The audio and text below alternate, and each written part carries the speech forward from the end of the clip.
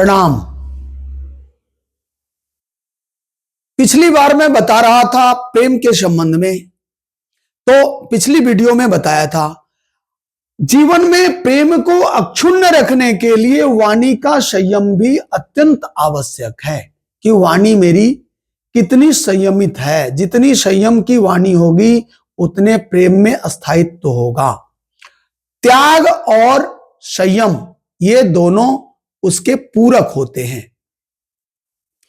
तो बंधु, विदुर ने कहा कि वाक् संयमो हि नृपते सुदुष्कर तमो मतः अर्थवच्चम विचित्रम च न शक्यम बहुभाषितुम। हे राजन, यह जो वाणी का संयम है, यह जो जीवा का संयम है, यह अत्यंत दुष्कर है। सार्थक और युक्ति युक्त कम ही बोले जा सकते, बहुत नहीं कहे जा सकते। सार्थक और युक्ति युक्त काम की बातें बहुत नहीं होती, वो थोड़ी होती हैं।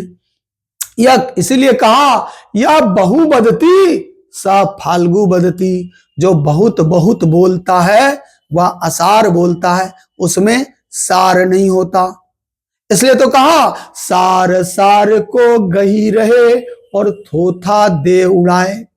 सार सार को पकड़े, सार उसका रस, निचोड़। तो निचोड़ जितना पकड़ेंगे जीवन उतना सार्थक होगा।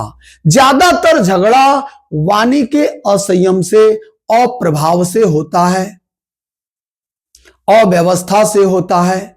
इसलिए तुलसी ने लिखा कागा का को धन हरे कोयल का को दे तुलसी मीठे वचन ते जग अपनहु करी ले। तुलसी मीठे वचन ते जग अपनहु करी ले। तो संसार को अपना बनाने का साधन है कि आप वाणी के मिठास को प्रज्वलित रखें, वाणी के मिठास को जीवित रखें।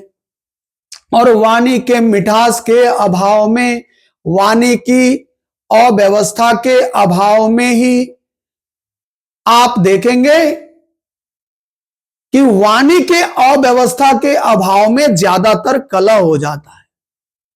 और कहा, रहीम ने तो कहा कि रही मन जिह्वा बावरी, रही मन जिह्वा बावरी कह गई सरग पताल।